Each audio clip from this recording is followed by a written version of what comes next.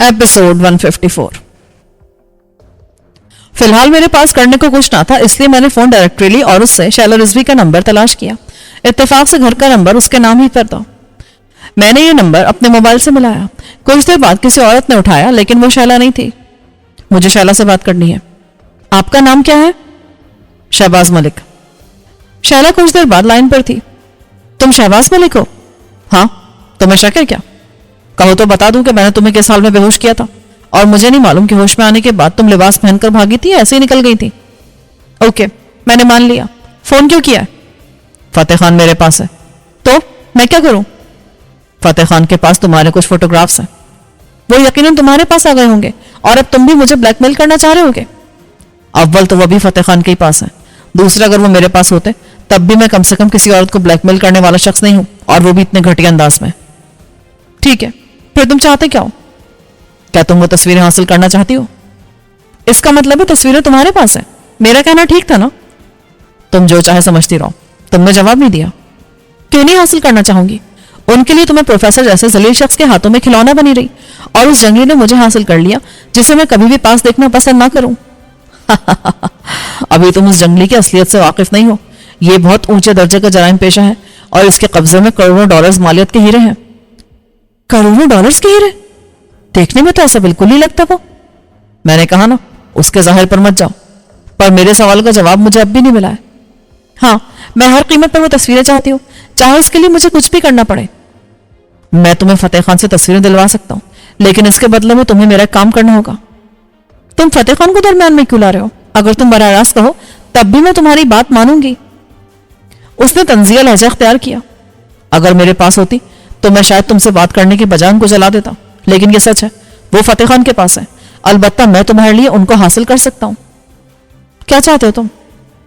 जिस बैंक में प्रोफेसर का लॉकर है, तुम वहां लॉकर तोड़ने का मंसूबा बना रही थी। मैं चाहता हूं कि तुम इस मंसूबे पर अमल करो। पर क्यों? क्योंकि मैं ऐसा चाहता हूं। उसमें मेरा एक ब्रीफकेस है जो प्रोफेसर ने हत्या लिया था, और दूसरा मुमकिन है उन तस्वीरों की और कॉपियां नेगेटिव भी हो। फतेह खान के पास सिर्फ तस्वीरें हो सकती हैं।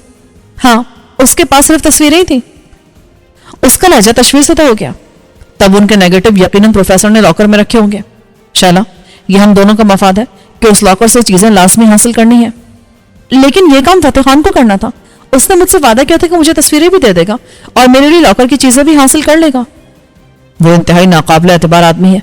उसके वादे का कोई भरोसा नहीं किया जा सकता। वो सिर्फ मतलब के लिए तुम्हारी कोठी में विराजमान था। और दूसरी बात है कि जब तुम्हें यकीन था कि तुम्हारी तस्वीरें असल में फतेह खान के पास हैं, तो तुमको लॉकर से दिलचस्पी क्यों थी? वो मैं तुमको उससे क्या? मुझे इससे कुछ नहीं है, लेकिन लगता है तुम प्रोफेसर की सीट संभालना चाहती हो, वरना तुम्हें इस ब्लैकमेलिंग स्टफ से क्या दिलचस्पी हो सकती है? इतनी रहमदिल तो तुम हो नहीं कि उन चीजों को जाया कर दो या उनके असल मालिकान को लौटा दो। शहबाज, अगर फतेह खान तुम्हारे कब्जे में है तो प्लीज उससे मेरी तस्वीरें निकलवा दो। ये काम मैं कर लूंगा, लेकिन तुम्हें बैंक वाले मामले में मेरा साथ देना होगा। मैं कमजोर औरत तुम्हारे क्या साथ दे सकती हूँ? तुम्हारी कमजोरी में प्रोफेसर के घर में देख चुका हूं, जब तुमने उसे बेदर्दी से कत्ल किया था। शैला, अपनी मतलब बरारी के लिए तुम कुछ भी कर सकती हो। तुम मुझसे चाहते क्या हो? तुमने इस दौरान में यकीनन बैंक पर होमवर्क कर लिया होगा। मुझे वो होमवर्क चाहिए, साथ में तुम्हारी अमली मदद भी दरकार होगी। मैं अमली मदद नहीं कर सकती। मुझे बेवकूफ मत समझो। मैं जानता हूं तुम जैसी औरतें फतेह खान की मोहताज नहीं होती, और तुमने यकीनन इस सिलसिले में भी बंदोबस्त कर रखा होगा। वो तो दरमियान में फतेह खान आ गया, वरना तुम अब तक काम दिखा चुकी होती। मेरा ऐसा कोई इरादा नहीं था। वो साफ मुकर गई। फतेह खान ने मुझे उस ब्रांच का नाम और पता बता दिया। अगर वहां कोई एडवेंचर हुआ तो पुलिस सीधे तुम्हारे घर आएगी। वो एक लम्हे को चुप हुई, फिर आहिस्ता से बोली, मैंने कहा ना, मेरा ऐसा कोई इरादा नहीं है। इसी में तुम्हारी बेहतरी है। मैंने उसे इसीलिए फोन किया था क्योंकि मुझे खदशा था कि वो कहीं कोई चक्कर चलाकर बैंक लॉकर तक रसाई हासिल कर लेगी और उसकी सारी चीजें उसके कब्जे में चली जाएंगी। मुझे बाकी चीजों की परवाह नहीं थी, लेकिन ब्रीफकेस लाजमी चाहिए था। वो मुझे अपने ऊपर एक जिम्मेदारी महसूस होता था। मैंने सोच लिया था कि उसे चीन की हुकूमत तक लाजमी पहुंचाऊंगा। फोन बंद करने से पहले मैंने उसे एक बार फिर खबरदार किया, तुम ये मत समझना कि मेरी लालमी में कुछ कर लोगी। यकीन करो, जरा सी गलती तुम्हें इस शहर और इस मुल्क में मुंह दिखाने के काबिल नहीं छोड़ेगी। नहीं, मैं कुछ नहीं करूंगी। यह मामला अहम था, लेकिन फिलहाल इससे भी ज्यादा अहम मामला मेरी तवज्जो का मरकज था।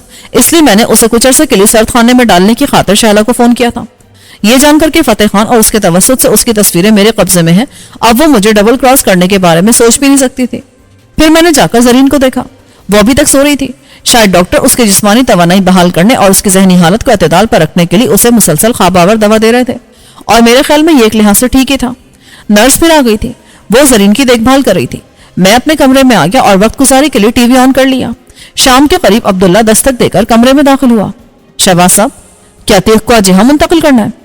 نہیں، یہ کام اس کے باپ کی رضامندی اور حکیم قادس کے یہاں آنے کے بعد کیا جائے گا تاکہ اس کا فوری علاج شروع کیا جائے۔ تم نے دیکھا ہوگا وہ آئی سی یو کے یونٹ میں ہے اور وہ زیادہ دیر ان مشینوں یا دیکھ بھال کے بغیر نہیں رہ سکتا۔ میں سمجھ گیا، حکیم قادس کو لانے کے لیے ہیلی کاپٹر ہائر کرنا ہوگا۔ لازمی بات ہے۔ کیا تمہاری نظر میں کوئی ایسا ہیلی کاپٹر اور پائلٹ ہے جو اس موسم میں پہاڑوں پر جا سکے؟ بالکل ہے۔ کیا بات کر لوں اس سے؟ کر لو، لیکن وقت کا طے مت کرنا، البتہ اسٹینڈ بائی پر رکھ لینا۔ اگر رات میں پرواز کرنے والا ہیلی کاپٹر ہو تو بہتر ہوگا۔ میں ٹرائی کرتا ہوں، لیکن رات میں پرواز کرنے والا ہیلی کاپٹر مشکل سے ملے گا۔ اوکے، ابھی تم دیکھو، میں رفیق بھائی سے بات کرتا ہوں۔ عبداللہ چلا گیا۔ میں رفیق بھائی کا نمبر ملانے لگا۔ مجھے خدشہ تھا کہ شاید وہ حکیم قادس کا تجربہ کرنے پر آمادہ نہ ہو، کیونکہ اس میں ناکامی کا نتیجہ جوان بیٹے سے محرومی کی صورت میں نکل سکتا تھا۔ بہرحال میں ان کے سامنے تجویز رکھنا چاہتا تھا۔ انہوں نے کال ریسیو کی۔ ہیلو رفیق بھائی، میں شہباز۔ ماہر نے عتیق کو دیکھ لیا؟ ہاں، ابھی دیکھ کر گیا ہے۔ کیا کہا اس نے؟ وہی جو مقامی ماہر کہہ رہے ہیں، کوئی امید نہیں ہے۔ بھائی، ڈاکٹروں کے بس میں بس اتنا کچھ ہی ہے۔ میں نے آپ سے حکیم کا ذکر کیا تھا۔ یہ ڈاکٹر کا کیس ہے یار، کوئی حکیم اس معاملے میں کیا کر سکتا ہے؟ میں نے آپ کو بتایا تھا کہ وہ عام معالج نہیں ہے۔ اس نے میرا وہ ہاتھ کٹنے سے بچا لیا تھا جسے ماہرین بھی بچانے سے معذرت کر چکے تھے، اور اسے بچانے کے لیے تمام جتن کر لیے گئے تھے۔ ہاتھ کی بات الگ ہوتی ہے، یہاں اس کی زندگی خطرے میں ہے۔ پلیز رفیق بھائی، آپ اسے ایک بار آزما کر تو دیکھیں۔ اس صورت میں کیا حرج ہے جب ڈاکٹر پہلے نا امیدی ظاہر کر چکے ہیں؟ بے شک ڈاکٹر جواب دے چکے ہیں، لیکن ابھی عتیق میرے سامنے تو ہے۔ مجھے ڈر ہے کسی تجربے میں یہ مجھ سے ہمیشہ کے لیے نہ چھن جائے۔ میرا ایمان ہے زندگی اور موت اللہ کے ہاتھ میں ہے، اور پچھلے کچھ عرصے سے میں ایسے حالات سے گزرا ہوں کہ اس پر ایمان اور بڑھ گیا ہے۔ اللہ کا نام لے اور ہمت کریں۔ میں نے حکیم کے لیے بات کر لی ہے، کل صبح وہ ہیلی کاپٹر سے اسلام آباد آ سکتا ہے۔ کہاں سے؟ میں نے ان کو راجا کے بارے میں بتایا، وہ اس کا ذاتی معالج ہے۔ اگر وہ بھی کچھ نہ کر سکا تو؟ میں آپ کو اتنا کمزور نہیں سمجھتا ہوں، آپ ہمت کریں، آگے جو اللہ کی رضا ہو۔ خلاف توقع وہ جلد مان گئے۔ تم ٹھیک کہہ رہے ہو، زندگی اور موت اللہ تعالیٰ کے ہاتھ میں ہے۔ ہم اپنی سی کوشش کریں گے اور اس کی رضا میں راضی رہیں گے۔ اوکے، میں انتظامات کرتا ہوں۔ اللہ نے چاہا تو کل تک وہ معالج یہاں ہوگا، اور اس کی رضا ہوگی تو عتیق بالکل ٹھیک ہو جائے گا۔ رفیق بھائی سے بات کر کے میں نے عبداللہ کو بتایا کہ حکیم قادس کل صبح تک آ سکتا ہے۔ میں نے ہیلی کاپٹر ہائر کر لیا، لیکن یہ صرف دن میں اور صاف موسم میں پرواز کر سکتا ہے۔ یہاں کسی نجی ایئر کلب میں ایسا ہیلی کاپٹر نہیں ہے جو رات اور خراب موسم میں بھی پرواز کر سکے۔ یعنی کل دن میں موسم کا ٹھیک ہونا بھی شرط ہے؟ جی، ویسے پائلٹ ماہر آدمی ہے، 15 سال سے ناردرن ایریاز میں ٹورسٹ لے کر جاتا رہتا ہے۔ یہ اچھا ہے، وہ وہاں کے چپے چپے سے واقف ہوگا۔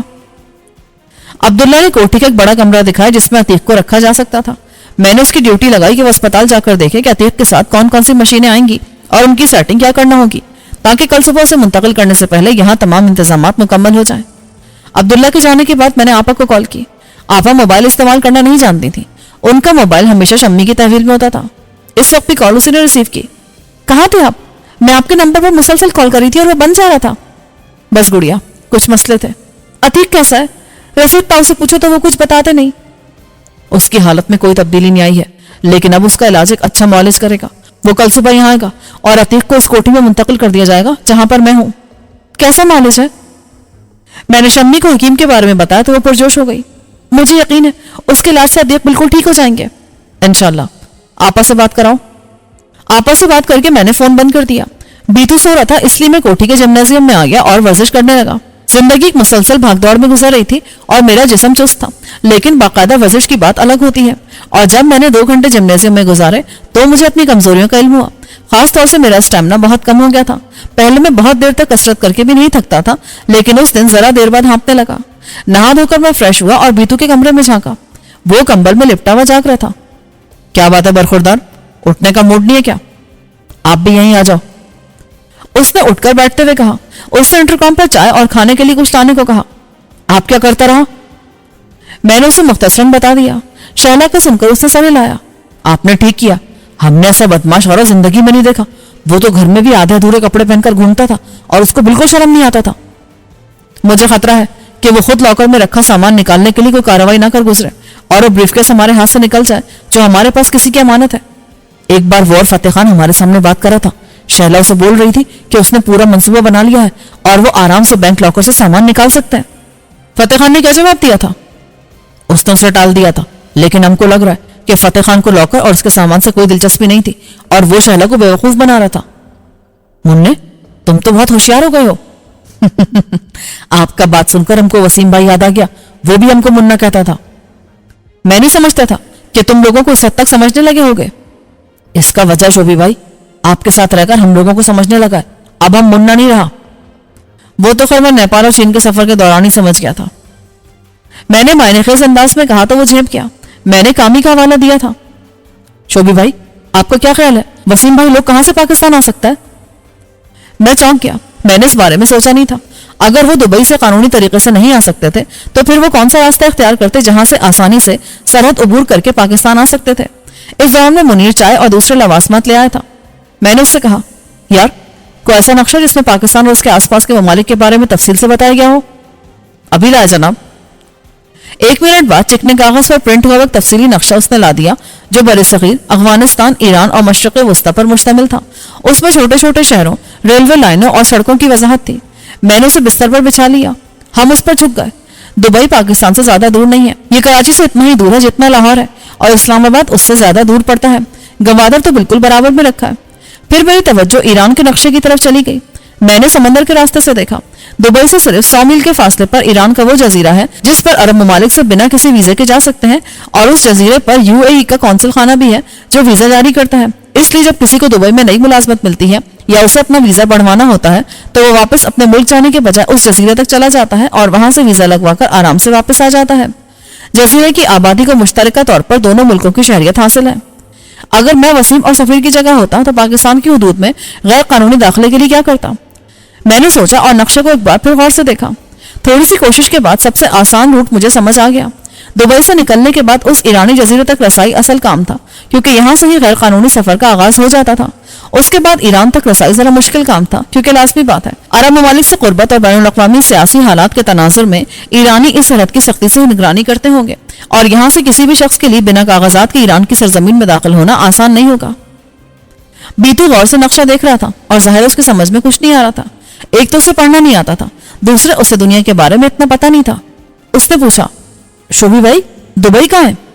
میں نے نقشے پر ایک جگہ انگلی رکھی، یہ دبئی ہے، اور یہ اس کے برابر میں ایران ہے، اور یہ ایران کے برابر میں پاکستان ہے۔ یہ درمیان میں سمندر ہے؟ ہاں، ان کا پاکستان آنے کا سب سے آسان راستہ یہ ہے۔ بیتو نے انگلی سے لکیر کھینچ کر کہا۔ مجھے ایک بار پھر اس کی سمجھ بوجھ پر حیرت ہوئی، کیونکہ اس نے ٹھیک وہی روٹ بتا دیا تھا جو میں نے سوچا تھا۔ میں نے سوچا تھا کہ جزیرے سے وہ بندر عباس جانے کے بجائے اس سے ذرا جنوب مشرق میں واقع میناب یا ایران کے بالکل جنوب میں واقع چھوٹے ساحلی شہر جاسک تک پہنچنے کی کوشش کریں گے جو آبنائے ہرمز کے بالکل دہانے پر ہے، لیکن یہ جزیرے سے خاصا دور ہے اور ان کو دوبارہ سمندر میں خاصا طویل سفر کرنا پڑے گا، اور سمندر کا سفر خطرے سے خالی نہیں ہوتا۔ اس کے مقابلے میں خشکی پر چھپ کر اور تیزی سے سفر کیا جا سکتا ہے۔ واضح رہے یہ دنیا کا مصروف ترین سمندر ہے، اور یہاں انٹرپول سمیت بے شمار ممالک کی بحری ایجنسیاں سرگرم عمل رہتی ہیں، اور ذرا سے شک پر جہازوں اور کشتیوں کو روک کر ان کی تلاشی لی جاتی ہے۔ اس لیے میرے حساب سے ان لوگوں کو میناب جانا چاہیے تھا۔ یہ شہر یا قصبہ سمندر سے کچھ فاصلے پر ہے۔ اس کے بعد یہاں سے سب سے آسان روٹ صحرا سے گزرتے ہوئے زہدان کے راستے پاکستانی بلوچستان میں تافتان کے راستے آسانی سے داخل ہوا جا سکتا تھا، کیونکہ یہ علاقہ کھلا ہوا تھا۔ اب یہاں بھی سرحد پر رکاوٹیں کھڑی کر دی گئی ہیں اور سیکیورٹی فورسز کا پہرا بھی سخت ہو گیا ہے، لیکن اس وقت تافتان کھلی سرحد تھا اور سرحد کے دونوں طرف سے لوگ آسانی سے آتے جاتے تھے۔ اس کے مقابلے میں گوادر کی سرحد بھی دور تھی اور وہاں سرحد عبور کرنا بھی آسان نہیں تھا۔ پھر اس کے بعد کراچی تک اور اس سے آگے اسلام آباد تک کا سفر بھی بہت طویل ہو جاتا۔ اس کے مقابلے میں تافتان سے کوئٹہ اور وہاں سے سڑک کے راستے اسلام آباد تک آنا مشکل نہیں تھا۔ میری معلومات کے مطابق وسیم کے اس علاقے میں اسمگلر سے تعلقات بھی رہے ہیں، جب وہ باقاعدہ ایک جرائم پیشہ گروپ چلا رہا تھا جو اپنی خدمات خطیر معاوضے کے عوض عمرہ کو فراہم کرتا تھا۔ میں نے بیتو کو بتایا کہ اس کا اندازہ تقریباً درست تھا، اور اگر وہ غیر قانونی راستے سے سرحد پار کر کے ملک میں آنا چاہتے تھے تو اس کے لیے سب سے آسان راستہ یہی تھا، لیکن وہ یہ کام اپنے طور پر نہیں کر سکتے۔ میں نے کہا، کیا مطلب؟ انہوں نے یقیناً کسی ایسی شخصی خدمات حاصل کی ہوں گی جو یہ کام کرتا ہوگا، یعنی انسانوں کو اسمگل کرنے کا، اور اس کی مدد سے وہ وہاں سے نکلے ہوں گے۔ تب وہ اب تک پہنچے کیوں نہیں؟ بیتو نے پوچھا۔ یہ بات میرے ذہن میں بھی تھی۔ اگر سب ٹھیک رہا تھا تو ان کو شاید عبور کر کے زیادہ سے زیادہ 1 ہفتے میں اس طرف آ جانا چاہیے تھا، جبکہ ان کو دبئی سے نکلے 2 ہفتے ہو چکے تھے۔ اس کا ایک ہی مطلب تھا کہ ان کو غیر متوقع حالات کا سامنا کرنا پڑا تھا اور وہ ایران میں کہیں پھنس گئے تھے، کیونکہ دبئی سے ان کی کوئی اطلاع نہیں آئی تھی۔ میری سمجھ میں یہ آ رہا تھا کہ سفیر نے یہ حماقت کیوں کی۔ وہ اور مونا اچھے بھلے دبئی میں موجود تھے اور اب ان کا داخلہ بھی وہاں ممکن نہیں تھا۔ ابھی تو پولیس کو معلوم نہیں تھا، لیکن جلد ان کے بارے میں علم ہو جاتا اور اس کے بعد ان کا ویزا کینسل ہو جاتا اور آئندہ وہ اس پاسپورٹ پر دبئی میں داخل نہیں ہو سکتے تھے۔ وسیم کے پاس بھی اس کا پاکستانی پاسپورٹ آ جاتا اور سابنا کو بھی کسی نہ کسی طرح پاکستان لایا جا سکتا تھا۔ تو انہوں نے اتنا مشکل اور غیر قانونی طریقہ کیوں استعمال کیا تھا جس میں پکڑے جانے کے خطرات بہت زیادہ تھے؟ بیتو کچھ سوچ رہا تھا، پھر وہ ہچکچاتے ہوئے بولا، شوبھی بھائی ایک بات کہے، آپ ہم کو ڈانٹے گا تو نہیں؟ کہو۔ ویسے مجھے اندازہ تھا کہ وہ کیا کہنا چاہ رہا تھا۔ اگر ہم ایران جا کر ان کی مدد کریں، میرا مطلب میں اور آپ جا کر، یہ ممکن نہیں ہے۔ اول تو یہ صرف ایک اندازہ ہے کہ وہ اس طرح سے دبئی سے نکلے ہوں گے، دوسرا اگر وہ اس طرح نکلے بھی ہیں تو ہم کیسے کہہ سکتے ہیں کہ اس وقت وہ کہاں ہوں گے جہاں جا کر ہم ان کی مدد کر سکیں؟ تو ہم ان کے لیے کچھ نہیں کر سکتا؟ عملی طور پر کچھ نہیں کیا جا سکتا، البتہ ان کے لیے دعا کی جا سکتی ہے کہ خدا ان کو ہر مشکل سے محفوظ رکھے۔ کیا خدا ہمارا دعا سنے گا؟ کیوں نہیں، وہ سب کا خدا ہے، سب کی سنتا ہے۔ تب ہمارا اس سے دعا ہے کہ وہ سب کو خیریت سے رکھے اور جلد ہمارے پاس لے آئے۔ جب میں بیتو سے بات کر رہا تھا تو اوپر سے پرسکون تھا، لیکن اندر سے میری پریشانی بڑھتی چلی جا رہی تھی، کیونکہ اگر وہ لوگ کسی مشکل میں نہیں تھے تو ان کو لازماً اب تک آ جانا چاہیے تھا، ورنہ ہم سے رابطہ لازمی کرنا چاہیے تھا۔ وسیم اور سفیر کو بھی آئیڈیا تھا کہ اتنے دنوں سے رابطہ نہ ہونے کی وجہ سے میں اور بیتو ان کی طرف سے پریشان ہوں گے۔ اصل پریشانی یہ تھی کہ ہم ان کے بارے میں کچھ نہیں جانتے تھے کہ وہ کہاں تھے، صرف اندازہ لگا سکتے تھے۔ ایک بے بسی کا احساس تھا، میں ان کے لیے کچھ نہیں کر سکتا تھا اور مجھے معلوم ہی نہیں تھا کہ کیا کرنا چاہیے۔ اس موقع پر سوائے انتظار کے اور کیا کیا جا سکتا تھا؟ بیتو چائے اور کھانے کی چیزوں کے ساتھ مصروف ہو گیا، میں نے صرف چائے لی۔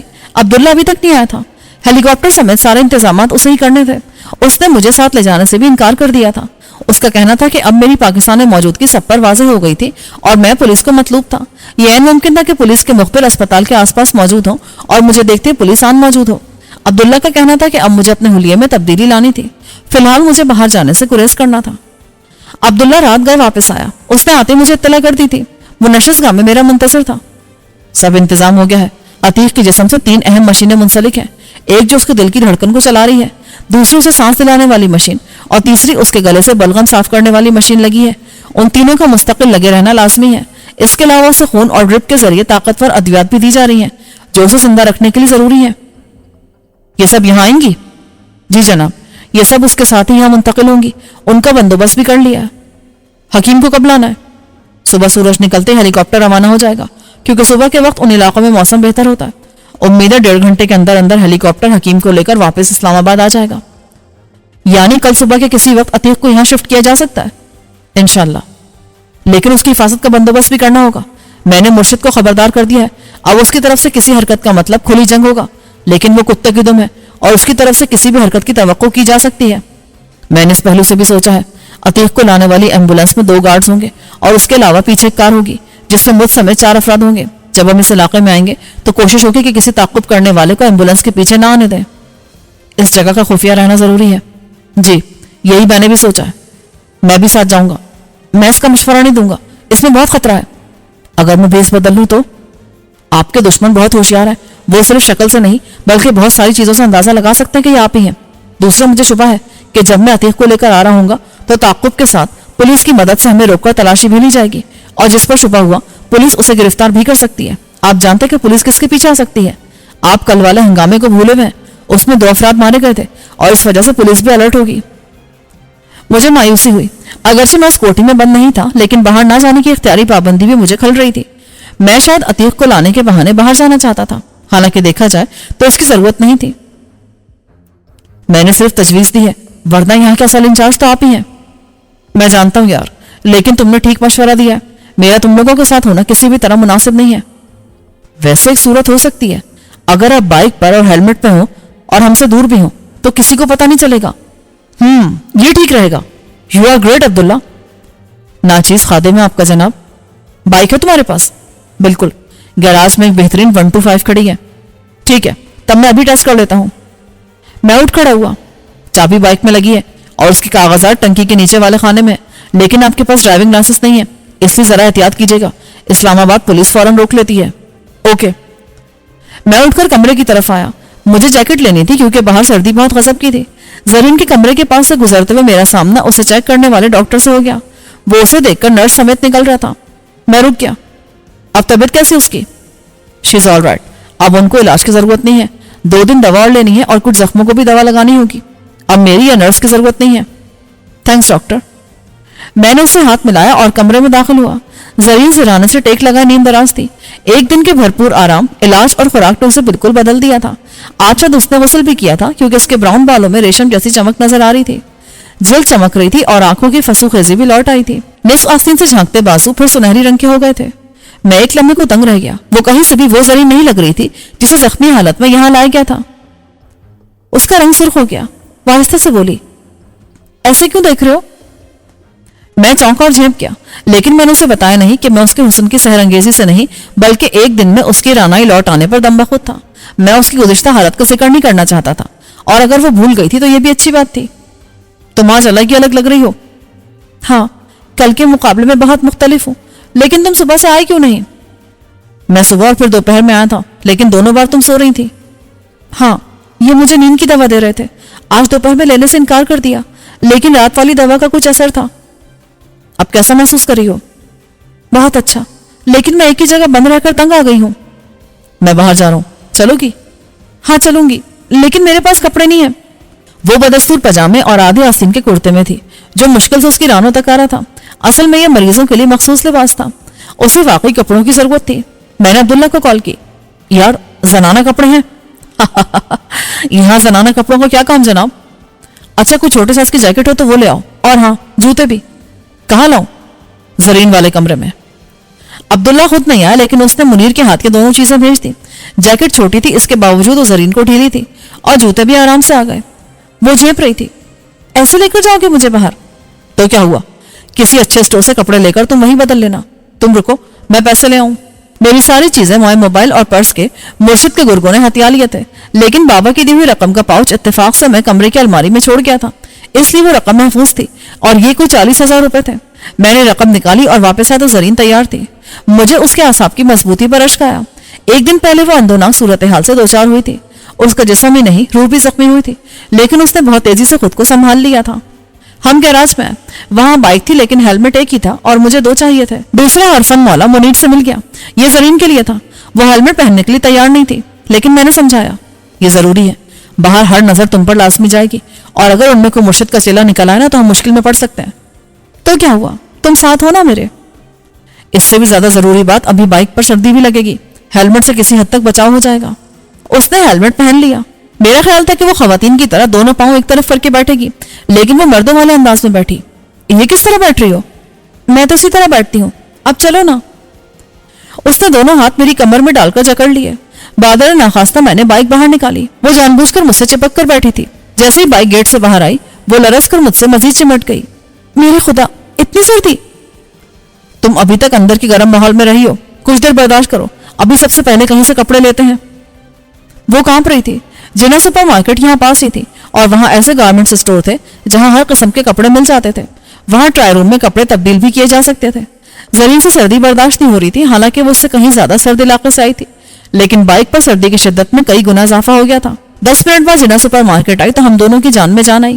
میں نے بائک کے گارمنٹ اسٹور کے سامنے روکی اور زرین سے کہا، ابھی ہیلمٹ مت اتارنا. تم کہو تب بھی نہ اتارو. میں نے سوچا بھی نہ تھا کہ شہر میں بھی اتنی سردی ہوگی. اس نے کانپتے ہوئے کہا. ہم جلدی سے اسٹور میں گھس گئے جو اندر سے گرم تھا، اور یہاں زرین کی جان میں جان آئی.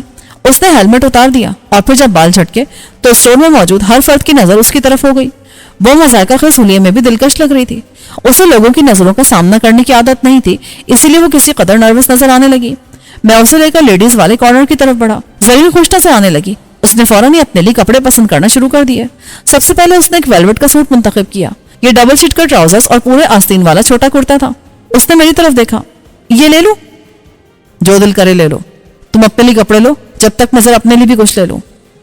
وہاں سیلز گرل تھی، لیکن زرین مجھ سے بولی، مجھے کپڑے پہن کر دیکھنا بھی ہے. یہاں ٹرائی روم ہے؟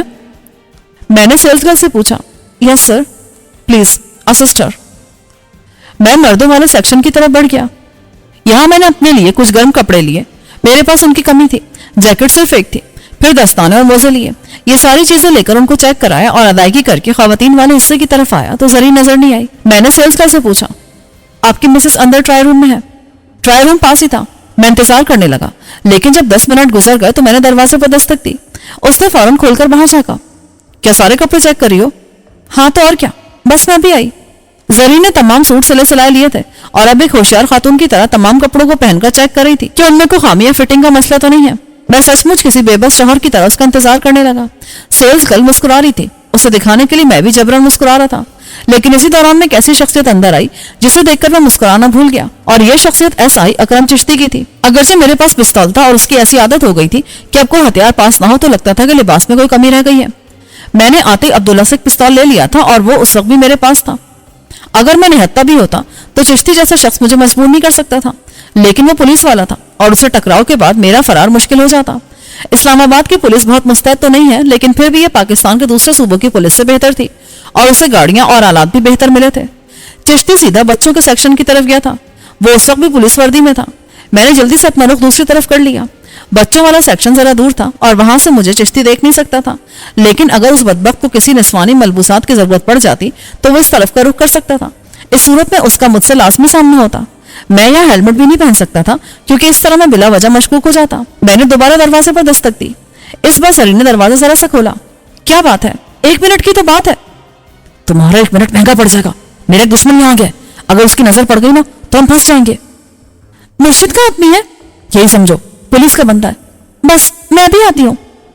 اس نے دروازہ بند کر دیا, لیکن اسی لمحے میں نے اوپر لگے ایک آئینے میں اکرم چشتی کو لیڈیز سیکشن کی طرف آتے دیکھا. میرے پاس صرف ایک لمحہ تھا اور اگر اکرم اس طرف آ جاتا تو مجھے دیکھ لیتا اور یہاں چھپنے کی کوئی جگہ نہ تھی. میں نے سوچا اور دوسرے لمحے ٹرائی روم کا دروازہ کھول کر اندر داخل ہو گیا. زرین نے چیخ مارنے کے لیے منہ کھولا ہی تھا, لیکن میں نے بر وقت اس کے منہ پر ہاتھ رکھ دیا. مجھے دیکھ کر اس کے تاثرات نارمل ہوئے. میں نے ہاتھ ہٹا کر سرگوشی کی. وہ بدبخت اسی طرف آ رہا ہے. ابھی تک میں نے اس کی طرف غور سے نہیں دیکھا تھا, لیکن چند لمحے بعد مجھے احساس ہوا کہ وہ کس حال میں تھی, تو میں نے بوکھلا کر منہ پھیر لیا تھا. سوری, مجھے پتا نہیں تھا. وہ بھی جھیپ کر جلدی سے جامے میں آنے لگی.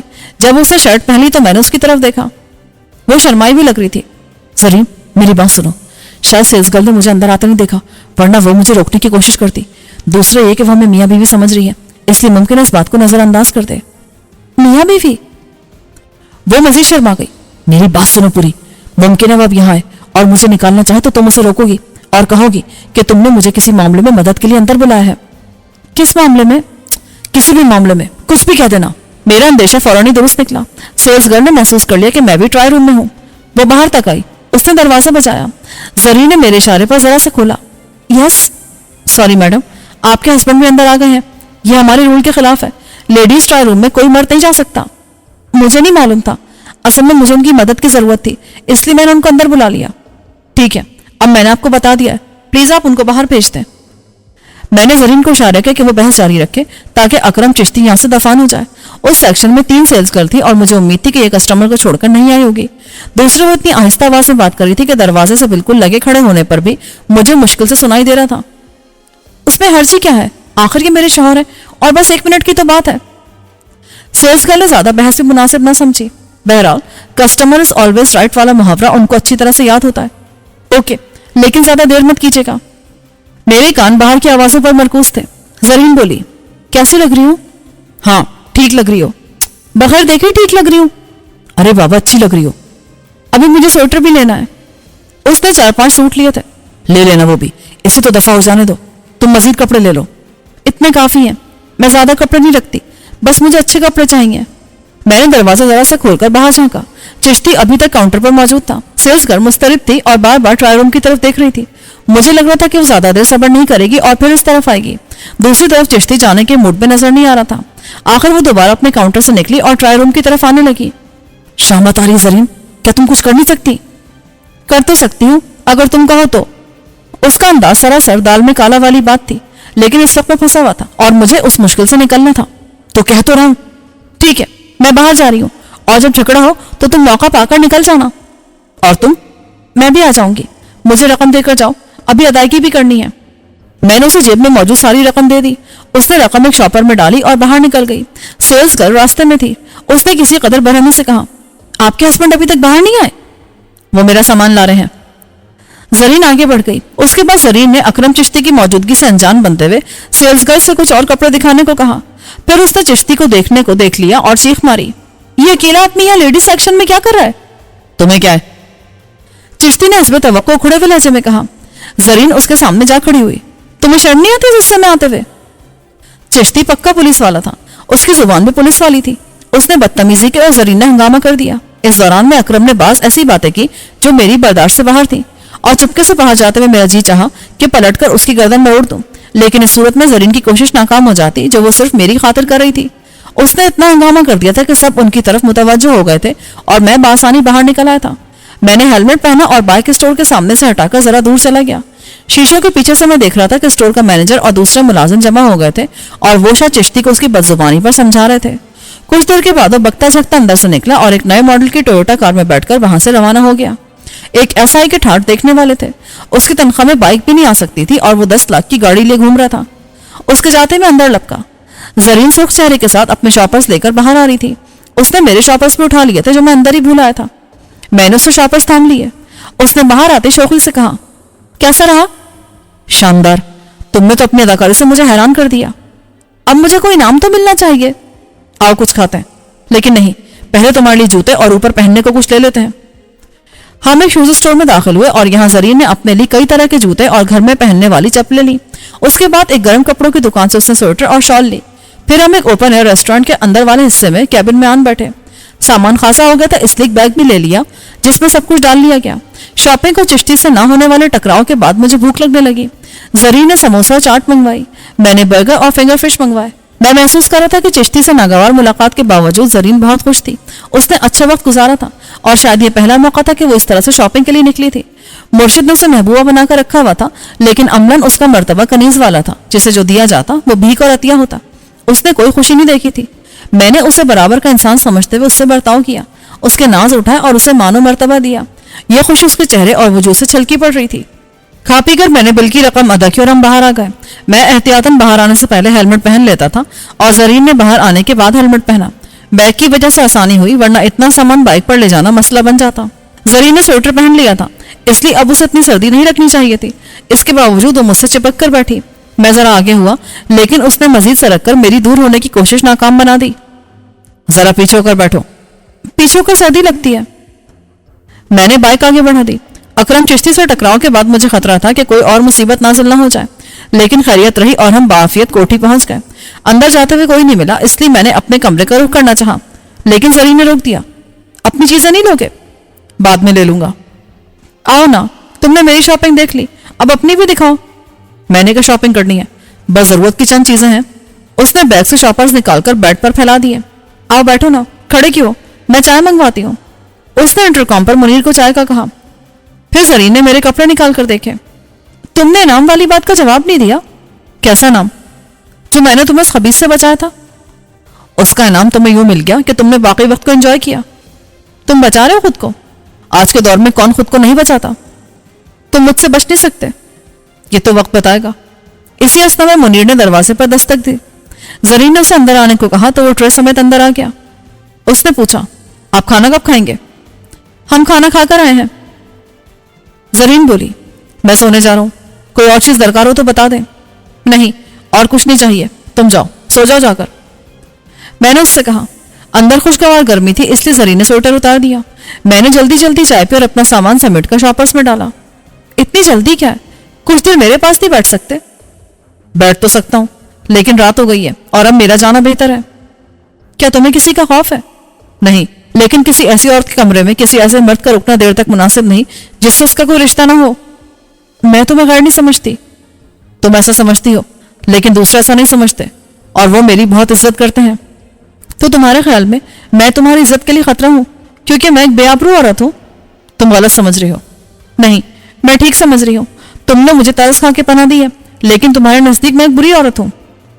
تم اس وقت جذباتی ہو کر سوچ رہی ہو. کیا تم نے میرے یا کسی اور کے رویے میں اپنے لیے کوئی غلط بات محسوس کی ہے؟ نہیں.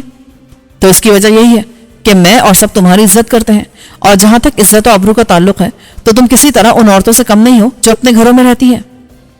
تم سچ میں ایسا سمجھتے ہو جبکہ تم میرے بارے میں سب کچھ جانتے ہو؟ تمہارے بارے میں جانتا ہوں تبھی تمہیں اچھا سمجھتا ہوں. اگر تم بری عورت ہوتی تو مرشد کے ساتھ مزے کی زندگی چھوڑ کر نہ آتی، جبکہ تمہیں یہ بھی معلوم نہیں تھا کہ مستقبل میں تم کس طرح کی زندگی گزارو گی اور تمہارا گزارا کیسے ہوگا۔ یہ تو مجھے اب بھی نہیں معلوم۔